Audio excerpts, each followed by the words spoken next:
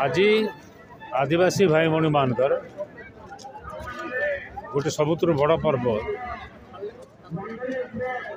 सुलिया बुढ़ा उपरे अगाध विश्वास अच्छी परंपरा अनुजाई पूजा अर्चना करिथांती एवं सुप्रीम कोर्ट मध्य तांकर परंपरा को मान्यता देछि सिद्ध बोलिक घोषणा कर।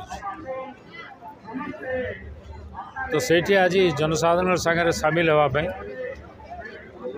एवं ये अंचल कल्याण हो लोकंर मंगल हो बोलिक कामना करने मु आसी पीढ़ को प्रत्येक वर्ष आसे ये वर्ष बोलते। जय माँ सुलिया। मोर नाम मय प्रधानी, सभापति मिलित सुलियात्रा पूजा कमिटी तथा महोत्सव कमिटी खैरगुरा कुमरिया।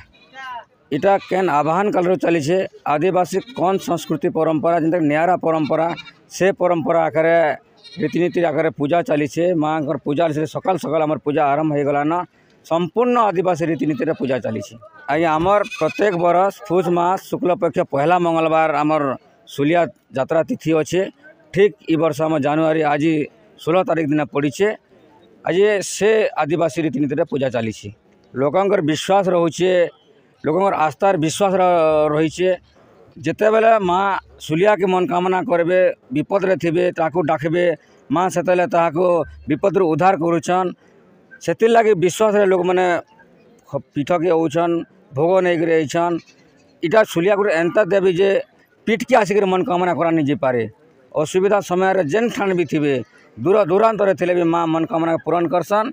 हेती लगे तो आम समस्ते माँ के बोलसो मन मही सुलिया भी कहसो जेन भी मनोकामना करे माँ तक मनोकामना पूरण करसन। निश्चित आकार आदिवासी कौन मन एंता गोटे स्वतंत्रता अच्छे जहाँ दैनंदिन व्यवहार है मनुष्य दैनंदिन व्यवहार है आदिवासी जहाँ कहसी तार देवता के स्वाभाविक अर्पण कर कहसी से विश्व आस्था आकार ये परंपरा चली।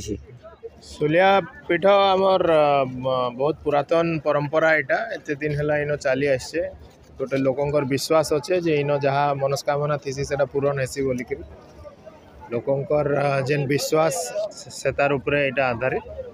तो आमे भी आज आम ये सामिल होगा लगे आसु आशा करुचु सुलिया बुढ़ा समस्त कथा सुनवा आगामी दिन में समस्त मुझे कामना करमी आमर जिलार प्रत्येक पिला निजुक्ति पाउन भलरे चलुन समस्त भविष्य उज्जवल हो।